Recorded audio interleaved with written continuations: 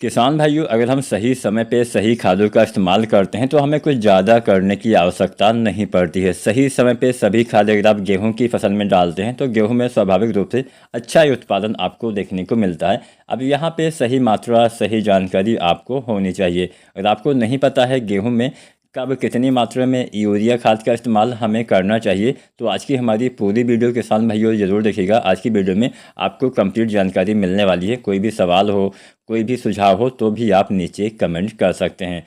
चलिए, हम आपका यहाँ पे ज़्यादा समय नहीं लेंगे।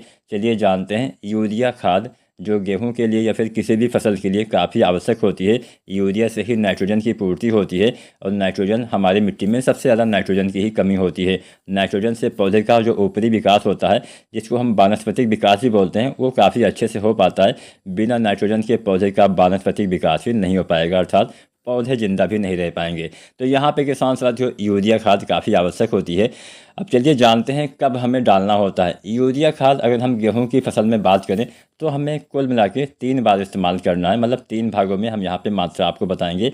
अब यहाँ पे आप मोटा अगर हम जानें, मतलब एक आसान भाषा में आपको समझाएं, लगभग 2.5 से 3 बैग आपको किसान साथियों जो है यूरिया का इस्तेमाल अपने गेहूँ में करना होता है।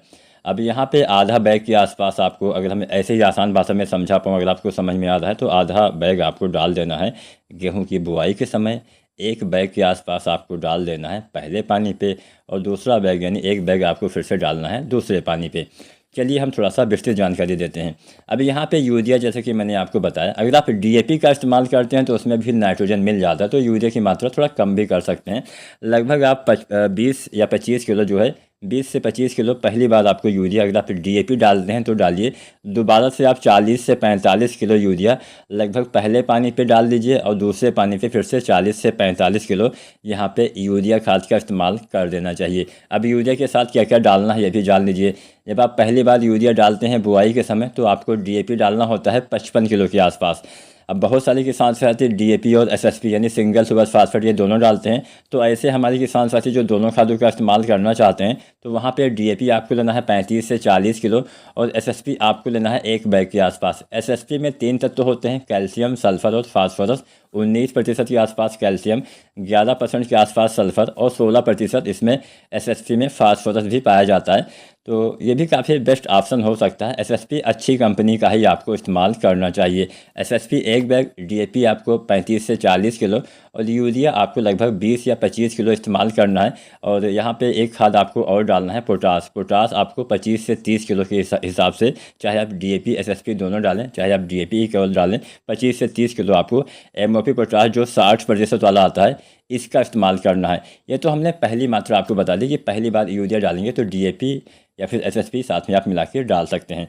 अब जब आप दूसरी बार यूरिया डालते हैं, अब पहली बार जब आप यूरिया डालते हैं तो आप चाहें तो कोई भी जो ग्रोथ प्रमोटर आते हैं, सागरिका वगैरह, लगभग 10 किलो के आसपास, अगर आपका बजट है तो आप डाल सकते हैं। सागरिका डालने से जड़ों का विकास अच्छे से होता है, पौधे में अच्छे से जो आपके जो भी आप खादों का इस्तेमाल करते हैं, पौधे अच्छे से ग्रहण करते हैं, जिससे पौधे का विकास भी अच्छे से होता है, हरियाली चमक बनी रहती है।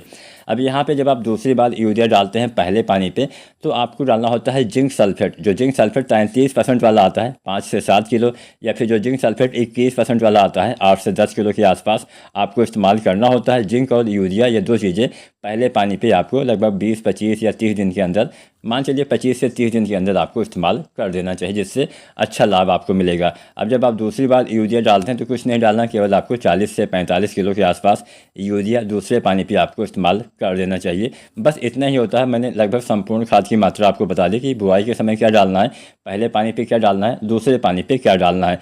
अब पहले पानी के बाद आप चाहें तो, अगर आपका बजट है तो एनपीके 19-19-19 का छिड़काव कर दीजिए। एनपीके 19-19-19 1 से 1.5 किलो पहले पानी पे आपको लगभग आप 30-35 से 40 दिन के अंदर इस्तेमाल कर सकते हैं। 30 से 40 दिन के अंदर बढ़िया टाइम रहेगा। तो 1 से 1.5 किलो मात्रा आपको इस्तेमाल करना है। तो यहाँ पे हमने बहुत सारी जानकारी आपको दे दी। अगर आपको मेरी जानकारी पसंद आई हो तो वीडियो को लाइक कर देना। कोई भी सवाल हो, कुछ भी समझ में नहीं आया है, तो आप कमेंट के माध्यम से भी हमसे अपना कीमती राय, कीमती सवाल पूछ सकते हैं। और चैनल को सब्सक्राइब करना मत भूलिएगा। धन्यवाद।